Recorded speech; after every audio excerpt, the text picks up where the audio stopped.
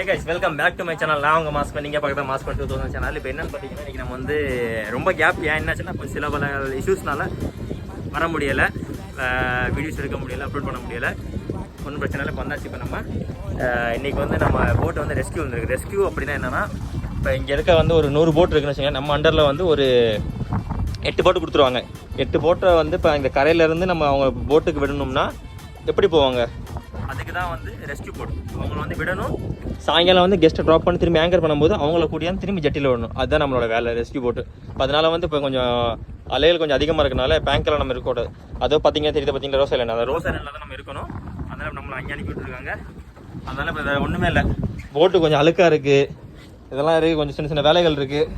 அதனால் வந்து போட்டெல்லாம் க்ளீன் பண்ணிவிட்டு அப்புறம் ஒரே ஒரு மீன் கொண்டாந்துருக்கேன்.